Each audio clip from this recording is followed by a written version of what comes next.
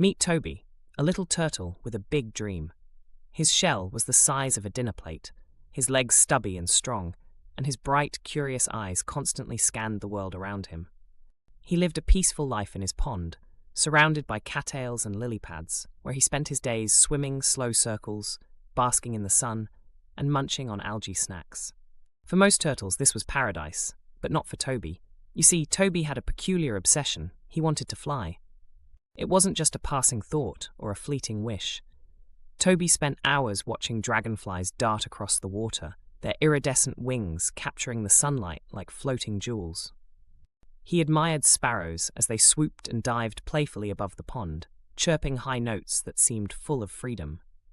He'd even stare up at the clouds, fluffy and weightless, wondering what it would be like to glide effortlessly through the sky. "My shell's too heavy," Toby often admitted to himself, "but maybe, just maybe, there's a way."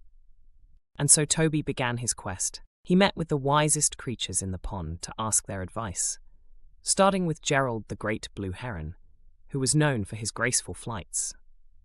You fly. Well, little Toby, you'll need feathers, lots and lots of feathers. They catch the wind, you see, and help me stay afloat. Toby nodded enthusiastically and set off to collect feathers from across the pond.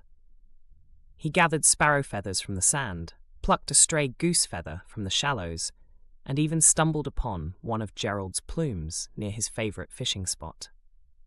When he finally had enough, Toby glued them carefully to his shell with sticky tree sap.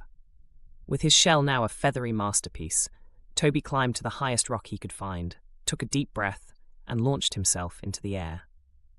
He flapped his stubby legs as hard as he could, believing with all his heart that he'd take off. Instead, splash! His grand flight ended right back in the water. Well, maybe feathers aren't the answer. Next, Toby visited Winona the frog, the most energetic jumper in the pond, known for her remarkable leaps that sent her soaring into the air. Toby visited Winona the frog, the most energetic jumper in the pond, known for her remarkable leaps that sent her soaring into the air.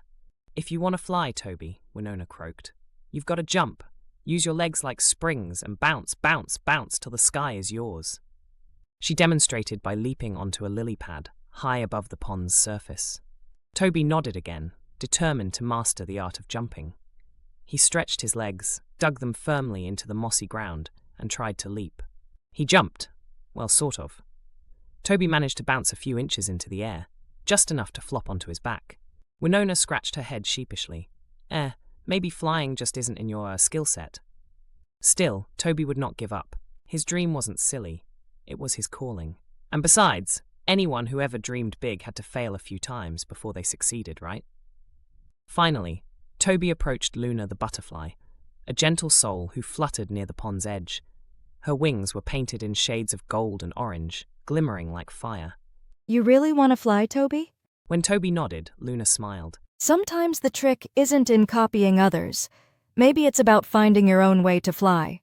But my legs are too short, my shell's too heavy, and I don't have wings. You don't have to change those things. Flying is more than lifting off the ground. It's finding freedom. Is there something else that makes you feel light? Toby paused. Light? He'd never thought about freedom that way before. The next morning, while swimming through the pond's clear water, Toby realized something. Swirling below the surface, he felt weightless. His shell didn't matter. His legs scooped and stretched, pushing him forward effortlessly. As sunlight beamed down through ripples above, Toby tilted his head back and imagined it wasn't water surrounding him, but clouds. He wasn't a turtle anymore. He was flying. From then on, Toby soared beneath the waves. He even chased dragonflies through the surface, sending little splashes of water soaring skyward. One day, Gerald squawked admiringly. "That turtle can really move. Might as well be flying." And Winona watched in awe, admitting, "I've never seen anyone jump quite that high from the water." Toby still dreamed of the skies from time to time, but he also learned something equally magical. Flying isn't about feathers or wings or heights. It's about how you feel. And when Toby moved through the water, filled with joy and effortless grace, his heart lifted higher than any bird. Because sometimes the freedom to be yourself is the greatest flight of all.